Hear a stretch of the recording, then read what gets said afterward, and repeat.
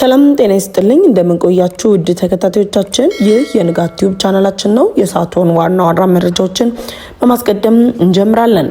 50 ጀቶች ወደ ኢትዮጵያ ታሪካዊው ውሳኔም ተቃረበ። የኢሳያስ ረጅም እጅ አውሮፓ ገባ። በ15000 ፍራንክ ወደ ኤርትራ መመለስ። ለፌዴራል መንግስቱ የቀረበው ጥሪ በህወሓት ላይ ሰላማዊ ሰልፍም ተጠራ። መረጃዎቻችን በፍጥነት እንዲደርሳችሁ ቻናላችንን ሰብስክራይብ በማድረግ የደውል ምልክቷን ይጫኑ እያለን አሁን በዝርዝር ወደ ያዝናቸው መረጃዎች እናልፋለን። እስከ ዝግጅታችን ፍጻሜም አብራችሁን ቆዩ። 50 ጄቶች ወደ ኢትዮጵያ ታሪካዊ ውሳኔ ተቃረበ። የኢትዮጵያ አየር መንገድ እያሳደገ የመጣውን ዘመናዊነት ተከትሎ ቁጥራቸው 50 የሚደርሱ ኮሜርሻል ጀቶችን ወደ አዲስ አበባ ለማስገባት የሚያስችል ታሪካዊ ምዕራፍ ላይ መደረሱ ተሰምቷል። ኢትዮጵያ በዓለም ላይ እጅግ ታዋቂነትን ካተረፉት የኳታርና የቱርክ አየር መንገዶች ጋር ያለውን ተወዳዳሪነትን በአየር መንገድ በኩል ለማሳደግ እና ባለፉት ወቅታዊ እና ተለዋዋጭ በሆነው ሁሉን አቀፍ ለውጦች ምክንያት በሚቀጥሉት ዓመታት የአውሮፕላን አምራቾች ለአዳዲስ ትዕዛዞች የሚሰጡት የርክክብ ጊዜ ሰሌዳ እጅግ እየጠበበ መምጣታቸውን ተከትሎ የኢትዮጵያ አየር መንገድ የአውሮፕላን እጥረትን ለመከላከል ትዕዛዞቹን በፍጥነት ለማስተላለፍ እየተንቀሳቀሰ መሆኑም ይፋ ሆኗል። በዓለም አቀፍ ደረጃ የዘመናዊነትና የቴክኖሎጂ ብቃቱ የተመሰከረለት የአፍሪካ ግዙፍ የሆነው የኢትዮጵያ አየር መንገድ የአውሮፕላን ስብስቡን በከፍተኛ ደረጃ ለማዘመንና በአህጉሪቱ ያለውን ተጽዕኖ ይበልጥ ለማስፋት እስከ 50 የሚደርሱ አዳዲስ ጄቶች ለመግዛት የሚያስችለውን ታሪካዊ ውሳኔ ለመወሰን በመጨረሻ ምዕራፍ ላይ መሆኑን የሚያሳይ መረጃ ብሉምበርግ አስነብቧል።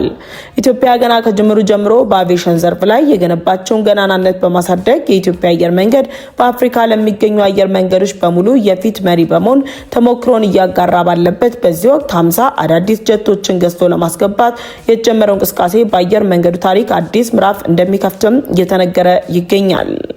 የኢትዮጵያ አየር መንገድ በአሁኑ ወቅት የቴክኒክና የፋይናንስ ገጽታዎችን በጥልቀት የሚገመገም የመጨረሻ ግምገማ እያካሄደ ሲሆን በሚቀጥሉት ጥቂት ሳምንታት ውስጥም ታሪካዊ የሚሆነው ውሳኔን እንደሚያሳልፍ የሚጠበቅ ነው። በአየር መንገዱ የሚፈጸመው የትልቅ ግዢ አየር መንገዱ ይዞታውን ይበልጥ ለማጠናከርና የውድድር አቅሙን ለማሳደግ ካለው ቁርጠኝነትና በዓለም አቀፍ ደረጃ ያለውን ተወዳዳሪነት ለማሳደግ የሚያስችል መሆኑንም ብሉምበርግ በዘገባው አሳይቷል። ከዚህ ጋር በተያያዘም 50 ጀቶችን ለመግዛት የሚያስችለውን ዝግጅት በተጨማሪ የዚህ ግዢ አካል የሆነውና 25 ባለ1 መተላለፊያ አውሮፕላኖች ግዢ የሚያካትት ሲሆን በተጨማሪም ሌላ 10 አውሮፕላኖችን መግዛት የሚያስችል አማራጭ አብሮትም ይዟል። አየር መንገዱ ለዚህ ግዢ ትንሽ ቦይንግ 737 ማክስ ዝርያ የሆኑ የኢምባየር ኮሜርሻል ጀቶች እንዲሁም የኤርባስን A220 ሞዴል ላይ ተጨማሪ ጥናት እያደረገ ሲሆን አየር መንገዱ 8 የግዢ መብቶችን ጨምሮ እስከ 16 ለሚደርሱ የጭነት አውሮፕላኖች ግዢ ታሪካዊ እንደሆነ የሚጠበቅ ውሳኔ ላይ ለመድረስም ተቃርቧል። በአየር መንገዱ የግዢ ታሪክ ግዙፍ ከሚባሉት ውስጥ ቀዳሚ የሆነው የአውሮፕላን ጀት ግዢው በአስቸኳይ መፈጸም ያስፈለገበት ዋና ምክንያት አየር መንገዱ የአውሮፕላኖቹ ዕድሜ ከ8 ዓመት በታች ለማድረግ የያዘውን እቅድ ለማሳካት ያለመ መሆኑንም ብሉምበርግ በዘገባው አስነብቧል።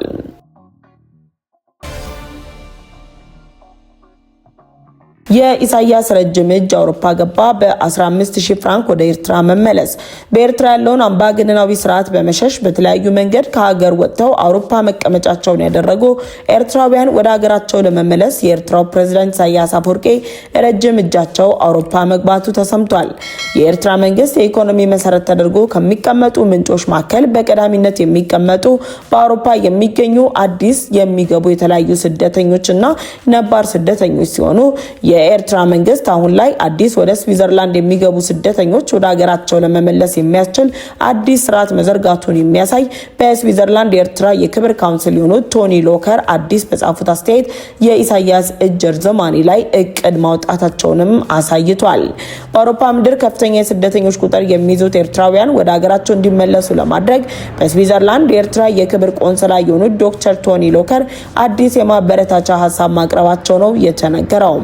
ቶኒ ለከር ባቀረቡት ሀሳብም የኤርትራውያን ስደተኞች ወደ ሀገራቸው የሚመለሱ ከሆነ እስከ 15000 የስዊዝ ፍራንክ የሚያገኝ የመመለሻ ቦነስ ቁጠባ ደብተር የተሰኘ አሰራር እንዲዘረጋና ተመላሾች በኤርትራ ልማት ባንክ በኩል ብድር እንዲያገኙ የሚያመቻቸው የገንዘብ ማበረታቻ እቅድም ስደተኞች ወደ ሀገራቸው ተመልሰው በመንግስት ቁጥጥር ስር ወደሚገኘው የኢኮኖሚ መዋቅር እንዲገቡ የሚያስገድድና የአስመራን የቁጥጥር ስርዓት እስከ አውሮፓ የሚዘረጋ ስልታዊ አካሄድ ይፋ ያደረገ ሀሳብ ያቀረቡ ሲሆን የሀሳብ በተለይም ስዊዘርላንድ ለኤርትራውያን የከፈተችው በር እንድትዘጋና ወጣቶች ወደ ሀገራቸው ተመልሰው አገራዊ ግዴታቸውን እንዲወጡ ግፊት የሚያደርግ እንደሆነም ተገልጿል።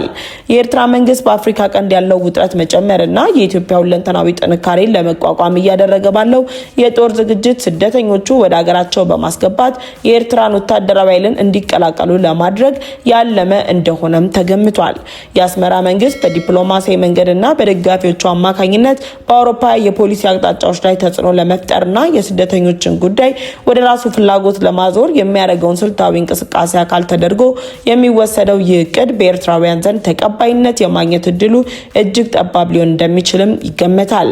የኢሳያስ አፈወርቂን እቅድ እንዲያስፈጽሙ የተለያዩ ተልእኮችን የሚቀበሉት ዶክተር ቶኒ ሎከር መደበኛ ተቀጣሪ ዲፕሎማት ሳይሆኑ በስዊዘርላንድ የኤርትራ መንግስት ጥቅም በፍቃደኝነት እንዲያስጠብቁ በይፋ ሆነራሪ ካውንስል ተደርገው የተሾሙ የስዊዘርላንድ ዜጋ የሕክምና ባለሙያ ናቸው።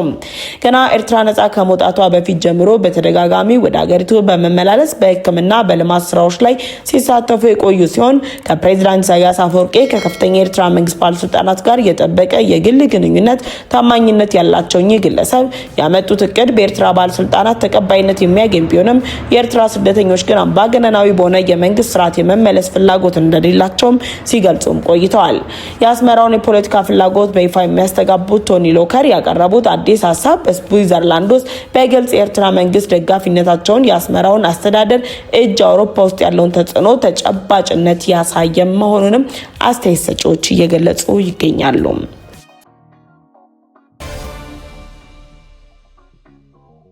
በመጨረሻም ለፌዴራል መንግስቱ የቀረበ ጥሪ በህወሓት ላይ ሰላማዊ ሰልፍ ተጠራ። ከፌዴራል መንግስቱ ጋር ወደ ግጭት ለመግባት ጥረት እያደረገ የሚገኘው ህወሓት በትግራይ ክልል እየፈጸመ ያለውን የመብት ጥሰት መነሻ በማድረግ ለፌዴራል መንግስቱ እርምጃ እንዲወስድ ጥሪ ቀርቧል። የተለያዩ ዓለም አቀፍና አህጉር አቀፍ የሰብአዊ መብት ተቋማት በዶክተር ደብረጽዮን ለሚመራው ቡድን የማስጠንቀቂያ መልእክት ሲሰጡ ቢቆዩም ስብስቡ ከህገወጥ እንቅስቃሴ አለመታረሙ ምክንያት ፌዴራል መንግስቱ እርምጃ እንዲወስድ የሚጠይቅ መርዶም ደርሶታል። የኢትዮጵያ ሰብአዊ መብቶች ጉባኤ ባወጣው መግለጫም የኢትዮጵያ ፌዴራል መንግስት በትግራይ ክልል እየፈጸመ ያለውን የሰብአዊ መብቶች ጥሰት በአስቸኳይ በማስቆም ህገ መንግስታዊ ግዴታውን እንዲወጣ ባቀረበው ጥሪ መሰረትም ፌዴራል መንግስቱ ህወሓት ላይ እርምጃ ይወስዳል ተብሎ ይጠበቃል። የኢትዮጵያ ሰብአዊ መብቶች ኮሚሽን በቴሌግራም ገጹ ባሰራጨው መግለጫም ስልጣን በኃይል የተቆናጠጡ ያላቸው የትግራይ ክልል ባለስልጣናት ለአካለ መጠን ያልደረሱ ልጆችን ጨምሮ የሚያካሂዱትን አስገዳጅ ወታደራዊ ምልመላ እንዲያቆሙም ጠይቋል። ከዚህ ጋር በተያያዘም በትግራይ ክልል ያለው ሁኔታን በተመለከተ የትግራይ ሰላምና ልማት ምክር ቤት ባወጣው መግለጫ መሰረት ቅዳሜ ጠዋት ሐምሌ 11 2018 ታላቅ ሰላማዊ ሰልፍ በአዲስ አበባ እንደሚካሄድም ተገልጿል። ምክር ቤቱ በሰልፉ ላይ መላው የትግራይ ተወላጆችን ጨምሮ ሁሉም ኢትዮጵያዊ እንዲሳተፍና ህወሓትን የመጨረሻ እድል ፈንታ እንዲወስንም ጥሪ አቅርቧል። በተያያዘ ዜናም በኢትዮጵያ የአሜሪካ አምባሳደር ኤርቪን ማሲንጋ ትግራይ ክልል መቀለ መግባታቸው ነው የተነገረው።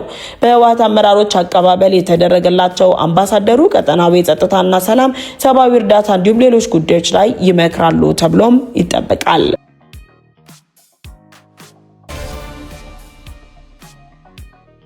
የሰዓቱን መረጃዎች ያስደምጣችሁ የንጋት ቲዩብ ቻናላችን ነው። ለንጋት ቲዩብ ቻናላችን አዲስ ከሆናችሁ የደወል ምልክቷን ተጭናችሁ ቻናላችንን ሰብስክራይብ ማድረግ እንዳትረሱ።